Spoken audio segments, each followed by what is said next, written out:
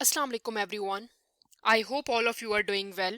So in this video, I will be discussing about the novel Hard Times by Charles Dickens, its summary and analysis along with some major themes. So let's begin. So सबसे पहले हम इसके introduction से start करेंगे.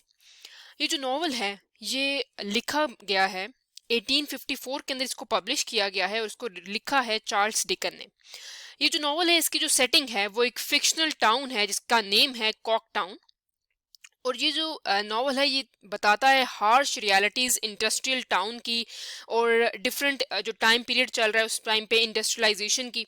और ये explore करता है बहुत सी मुख्तलिफ थीम्स को जैसे कि dehumanising aspect of utilitarianism, the impact of industrialisation on individual and communities and the importance of imagination and humanity in the mechanised world. ठीक है. और इसके ऊपर जितनी भी डिट्रीमेंटल इफेक्ट्स हैं इंडस्ट्रियलाइजेशन के और डिफरेंट जो वैल्यूज़ हैं इमेजिनेशन की और कैसे जो वैल्यूज़ हैं क्रश कर दी गई हैं इमेजिनेशन की और क्रिएटिविटी जो है वो ख़त्म हो चुकी है वो ये एक्सप्लोर करता है. So let's move towards it's summary.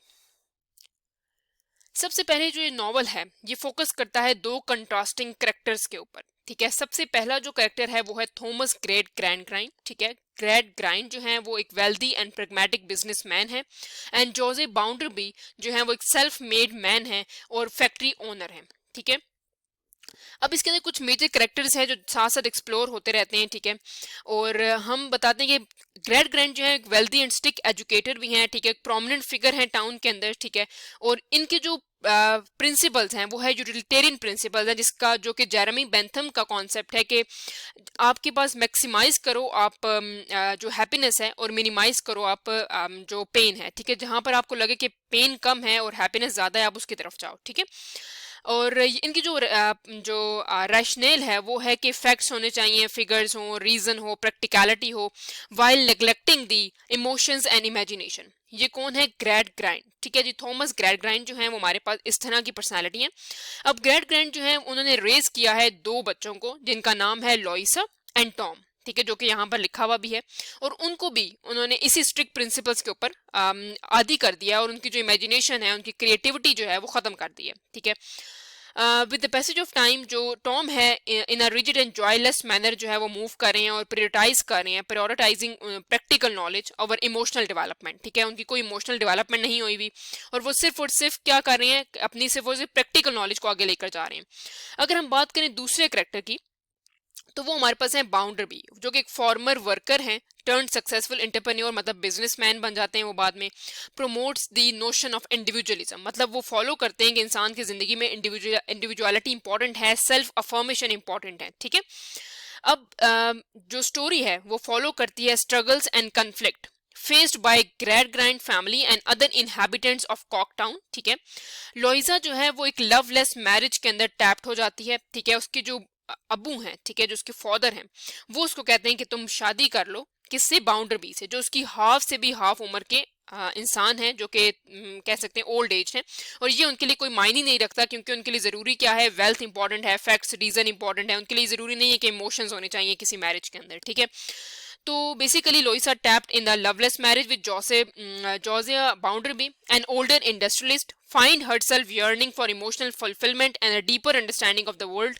तो वो पूरी जिंदगी इसी तरह घूमती रहती है कि क्या इमोशनल अटैचमेंट होती क्या है, आपकी अंडरस्टैंडिंग क्या होती है. ठीक है. जबकि टॉम जो है वो लोइसा का यंगर ब्रदर है, become involve in criminal activities and fall into डेप्ट. तो बेसिकली जो टॉम है वो डिफरेंट किस्म की एक्टिविटीज इम्बैलेंसमेंट और डिसीट के अंदर इन्वॉल्व हो जाते हैं. ठीक है. अब इसी टाइम पे स्टीफन बैकपूल जो है वो एक नया कैरेक्टर सामने आता है जो कि एक अपनी जो है लव जो है एक्सप्रेस करना चाहते हैं रैशल के साथ. रैशल जो है वो एक और कैरेक्टर है जिससे वो बहुत प्यार करते हैं स्टीफन ब्लैकपूल. और ये भी एक बहुत ही स्टीफन ब्लैकपूल जो है वो बहुत ही पुअर फैक्ट्री ओनर है, सॉरी पुअर फैक्ट्री वर्कर है. ठीक है.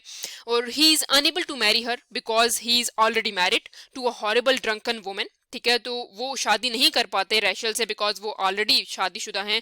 और किससे शादीशुदा हैं? वो एक अब नॉर्मल सी औरत है उससे शादीशुदा हैं. स्टीफन जो है वो जाते हैं किसके पास? बाउंड्री बी के पास, जो बेसिकली जिनके बिजनेस में वो काम करते हैं, जो ओनर हैं उस जिधर वो काम करते हैं उनके पास, और पूछते हैं कि मैं कैसे डिवोर्स ले सकता हूँ.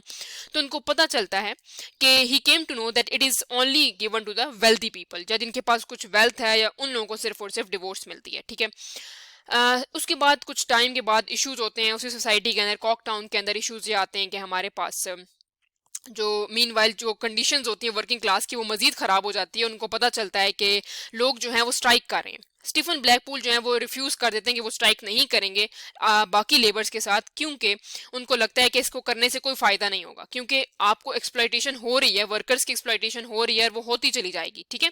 तो उनको लगता है कि इसको करने से कोई फ़ायदा नहीं होगा, क्योंकि वो एक ऑनेस्ट वर्कर हैं, ठीक है, और struggles against oppressive nature of his environment and a loveless marriage, जो कि हमने ऑलरेडी डिस्कस किया।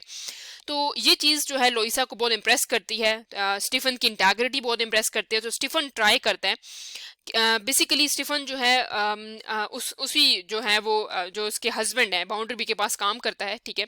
तो ऑलरेडी मैरिड हैं लोइसा, ठीक है, और वो एक लवलेस मैरिज जो है वो चला रही हैं, ठीक है। उसके बाद पता चलता है कि जो टॉम है वो स्टीफन से ये वादा करते हैं कि वो टॉम जो है क्योंकि ऑलरेडी क्रिमिनल एक्टिविटीज़ के अंदर जा चुके हैं, तो वो उससे वादा करते हैं कि मैं तुम्हें तुम बैंक के बाहर खड़े हो ना, मैं तुम्हें पैसे दूंगा, ठीक है, कुछ पैसे हम तुम्हें इस तरह से अरेंज करके दे देंगे, ठीक है। तो इस तरह से 3 दिन तक वो लगातार रात को खड़ा रहता है। एक दिन उसको पता चलता है कि ऐसा कुछ नहीं हो रहा, तो वो चला जाता है। और बाद में पता चलता है कि उसी बैंक के अंदर किसी ने रॉबरी की है। तो नाम किसके ऊपर आता है? स्टीफन ब्लैकपूल के ऊपर आता है। और स्टीफन ब्लैकपूल जो है वो वापस चले जाते हैं अपने गाँव की तरफ, जहाँ पर वो कोई एग्रीकल्चर का काम शुरू कर देते हैं। मीनवाइल उनको पता चलता है कि वो वापस आते हैं अपना नाम कुछ साफ करने के लिए, कि मेरी जो अपना गुड नेम जो है वो करने के लिए, और उसी दौरान उनकी डेथ हो जाती है और वो फेयरवेल देते हैं रैशल को, जिनसे वो प्यार करते हैं। तो बेसिकली इस तरह से इनकी जो स्टीफन ब्लैकपूल है उनकी डेथ हो जाती है। एट द सेम टाइम अगर हम लोग बताएं तो 2 कैरेक्टर्स हमने ऑलरेडी डिस्कस किए हैं जो बाउंड्री में हैं, जो कि हमने ऑलरेडी बताया इंडिविजुअलिस्टिक कैरेक्टरिस्टिक के मालिक हैं, जबकि जो ग्रेट ग्रैंड है उन्होंने अपने बच्चों को भी ऐसा कुछ नहीं सिखाया, ठीक है। उसके साथ और भी कैरेक्टर्स हैं, जिस तरह हमारे पास ब्लैकपूल हैं, स्ट्रगल करते हैं अपनी लव, हमने बता दिया। सिसी जूप हैं जो कि काम करती हैं ग्रैंड ग्रैंड की take care of Gradgrind childrens, ठीक है जी। लेकिन ये एक सर्कस परफॉर्मर है जो कि एक serve as a compassionate character who brings kindness, ठीक है। ये एक डिफरेंट किस्म का कैरेक्टर है, ये कि हाउस कीपिंग भी करती हैं, ठीक है। और एक और जो कैरेक्टर है जिसमें हमारे पास स्पार्सिट है, स्पार्सिट जो कैरेक्टर है वो बेसिकली हाउस कीपिंग करती हैं बाउंडर बी की, ठीक है। अब ये 2 कैरेक्टर हैं, सिसी जूप और स्पार्सिट जो कैरेक्टर हैं, ये दोनों कैरेक्टर जो हैं वो एक सर्वेंट हैं, एक ग्रैंड ग्रैंड के घर पे और एक हमारे पास किसके बाउंडर बे के घर पे हाउस कीपिंग करते हैं। With the passage of time जैसे जैसे नॉवल जो है वो एंड की तरफ जाता है, इसके अंदर हमें पता चलता है कि जो जिस तरह लोइसा हैं उन्होंने लव जो मैरिज थी उनकी वो बिल्कुल ही इमोशनलेस मैरिज जो थी वो गुजारी, ठीक है।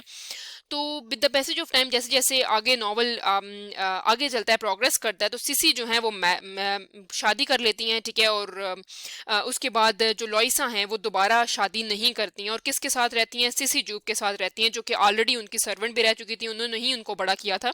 तो उनकी फैमिली के साथ वो रहने लग जाती है और उनको पता चलता है कि इंडिविजुअलिज्म, इमोशनल अटैचमेंट क्या चीज़ होती है। उसके बाद आखिर में बाउंडर भी जो है is not a self made man, ठीक है। बाउंडर भी जो है वो भी जो है उनकी भी डेथ हो जाती है जब वो मिसिस स्पार्सिट को जो है वो फायर कर देते हैं अपने घर से और कहते हैं कि आप चली जाए यहाँ से, और वो एट द एंड मर जाते हैं alone in the street of Coketown. And great grand जो है वो अपनी जो फिलोसफी है उसको छोड़ देते हैं और फैक्ट्स की और फिगर्स की, और डिवोट हिज पॉलिटिकल पावर और पॉलिटिकल कैरियर जो है वो अपनी सारा का सारा किसकी नजर कर देते हैं? हेल्पिंग पुअर, ठीक है, उनकी गरीबों की मदद करने में।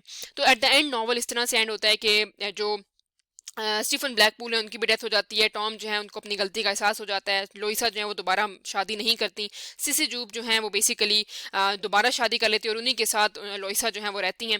ग्रैंड ग्रैंड अपनी जो फिलोसफी है उनको छोड़ देते हैं, और जो लोइसा हैं वो सॉरी जो बाउंड्री भी जो हैं वो बेसिकली उनकी डेथ हो जाती है। वो भी बहुत ज़्यादा सेल्फ मेड मैन नहीं होते, ठीक है। और उनको भी इस बात पर बहुत गुस्सा होता है कि लोइसा ने उनको छोड़ दिया है, ठीक है, उनको डिवोर्स दे दिया है। और इस बात पर क्योंकि वो बहुत अकेले हो जाते हैं तो वो खुद भी मर जाते हैं एट द एंड, ठीक है। तो बेसिकली डिकन्स ने इंट्रोड्यूस किया है various contrasting characters such as Sissy Jupe, kind hearted and imaginative circus girl जो हैं, ठीक है, and Stephen Blackpool, a downtrodden and exploited worker. These characters offer alternative perspective and challenge the utilitarian ethos of Cocktown. तो basically different characters के through उसने कुछ philosophies explain की हैं, ठीक है। Let's move towards its theme, that is all about the summary and explanation. Now move towards its theme. The first theme is utilitarianism and its limitation. अब utilitarianism के अंदर हम लोग कहते हैं कि भाई रिजिड फिलोसफी है एक बहुत ज़्यादा, ठीक है, जो एक्सपीरियंस करते हैं कि भाई अगर आपको अगर खुशी मिले किसी चीज़ के लिए करने से, ठीक है, और उसके अंदर मैक्सिमाइज आपको बेनिफिट मिल रहा है तो आप वो करो, चाहे इसके अंदर कितनी ही गलतियां क्यों ना हो, कितनी ही गलत चीज़ क्यों ना हो, चाहे आपको किसी को एक्सप्लॉइट भी करना क्यों ना पड़े, तो आप वो करो। तो इसके अंदर यूटिलिटेरियनिज्म का कॉन्सेप्ट है, ठीक है, जिसके अंदर उन्होंने बताया कि मैक्सिमम बेनिफिट और मिनिमाइज पेन के अंदर आपने बेनिफिट लेना है, उससे जितनी मर्जी उसके अंदर आपको लोगों को तकलीफ देना पड़े। तो ये हमारे पास जेरेमी बेंथम का कॉन्सेप्ट था, जो इसके अंदर एक थीम लगती है। जिस तरह हमारे पास डिफरेंट कैरेक्टर्स हैं, हमने देखा है टॉम जो कर रहा है, जो गलत काम कर रहा है, डेप्थ वगैरह है, रॉबरी कर रहा है, ठीक है, इसी तरह ग्रैड ग्रैंड जो है वो एक एक्सट्रीम पर लेकर चले जाते हैं बेनिफिट्स को लेने के लिए, रीजंस की और इस तरह की फिलोसफी को। तो यहाँ पर इस तरह से एक्सप्लोर हो रही है। Second theme is dehumanisation and exploitation. तो हमारे पास डीह्यूमनाइजेशन और ये स्टीफन ब्लैकपूल जो एक वर्कर हैं और एक हमारे पास रूलिंग क्लास के दरमियान में, ठीक है, तो कैसे वो उसको ट्रीट कर रहे हैं। जिस तरह हमारे पास वो डिवोर्स नहीं ले पाते, ठीक है, जो उनकी जो वाइफ है उनसे, ठीक है, तो ये एक्सप्लॉइटेशन हो रही है। Third is emotion versus rationality. तो रैशनैलिटी हमने ऑलरेडी देखी है कि ग्रैड ग्रैंड जो करेक्टर है जिसके अंदर रैशनैलिटी है, फैक्ट्स हैं, रीजन है, जो उन्होंने अपने बच्चों के अंदर इम्पार्ट नहीं किया, जिसकी वजह से उनको इमोशन की बारे में, उनकी जो इमोशन अटैचमेंट है, हैप्पीनेस, उनके बारे में नहीं पता, ठीक है। तो दैट इज वाई टॉम और जो लोइसा हैं उनको इस बारे में, इमोशंस की जो फिलोसफी है उसके बारे में नहीं पता।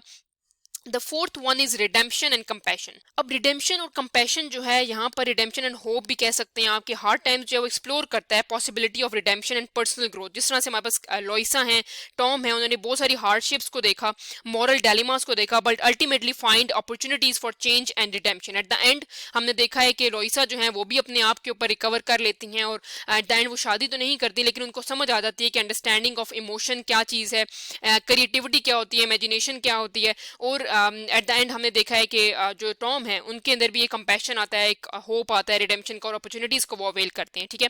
सो इस जो करेक्टर है उसके अंदर सोशल इंजस्टिस और इनइक्वालिटी की थीम भी है, रिडेम्पशन एंड होप की थीम भी है, ठीक है, and education and intellectual development की भी थीम है कि कैसे एजुकेट किया उसने ग्रैंड ग्रैंड ने अपने बच्चों को, ठीक है। और इंटेलेक्चुअल जो डेवलपमेंट है, उनकी ग्रोथ जो है वो तो बहुत ज़्यादा हाई है, लेकिन उनके अंदर इमोशंस को इम्पार्ट उन्होंने नहीं किया। सो मेटलिस्टिक सोसाइटी है, ठीक है, उस टाइम की, जो जिस टाइम पे ये नॉवल लिखा गया है, तो उस टाइम पे हमारे पास जो विक्टोरियन एरा है जहाँ पर चार्ल्स डिकन ने लिखा है 1854 के अंदर, ये नॉवल इंडस्ट्रियलाइजेशन के डीह्यूमनाइजेशन जो है उसको एक्सप्लोर करता है। So that's all about, that's all from my side. I think in this video we discussed about the summary explanation and themes of this major novel of hard times. If you have any queries you can ask me in the comment section. Please like, subscribe and share my channel. Thank you so much for watching.